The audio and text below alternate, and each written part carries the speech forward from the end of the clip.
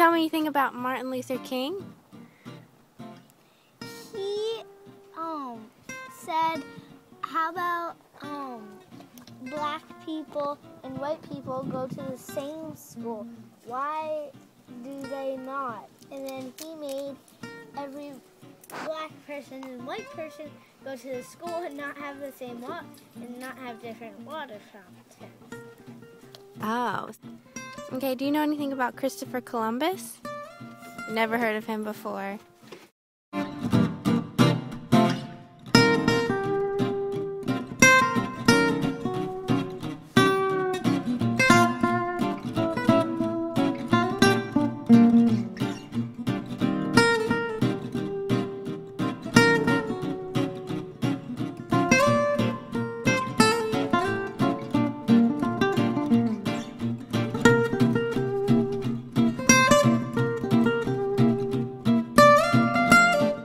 Do you know who the president is? Obama? Yeah, you got it.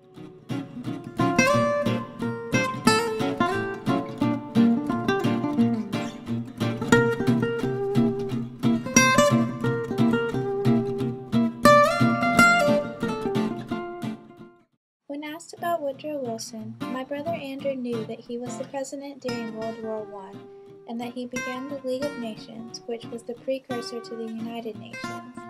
When I asked him if he remembered anything negative about Wilson, he said he may remember learning something that wasn't so good.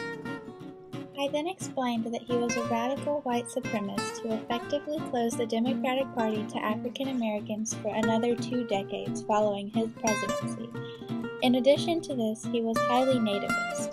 Andrew responded to this information by saying textbooks leave this out because it would give America a bad name. I also asked my mother if she had learned anything about Woodrow Wilson.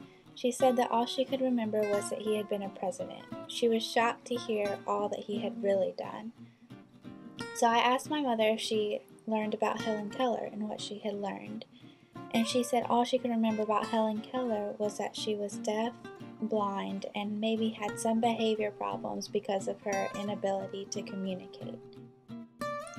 I then explained to my mom how Keller was a radical socialist who was very outspoken about her support of the Russian Revolution and communism. I asked her, why do you think you have never heard about her being a radical? She replied, the government didn't want us to know about it. They didn't want to educate kids about her and have them thinking about communism. We're a democracy, and they didn't want any undercurrents. This shows how teachers often stick to the single story of history. Well, Silent Sam was placed here, I think, by the Daughters of the Confederate to be in memoriam of all the people that went to UNC and that fought in the Civil War. I don't think it's bad per se, but the Civil War was not the shining moment of the South's history, but it's still an important part of Southern history, so it stands there to be don't do this again, because he doesn't have any extra ammunition. I think it's good that they have a monument to help to show their appreciation for the slaves that helped build the university, but I think it's kind of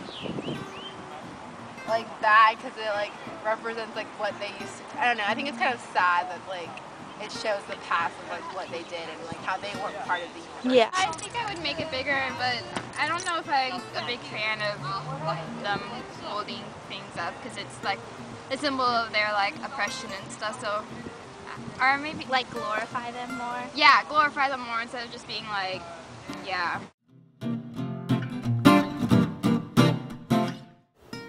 That when we reject the single story, when we realize that there is never a single story about any place, we regain a kind of paradise.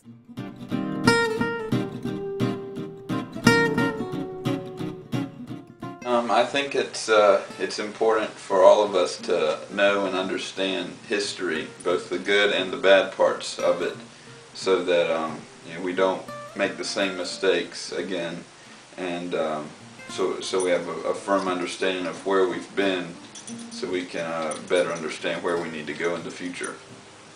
Teachers need to be honest and not lie to kids about what has happened in history.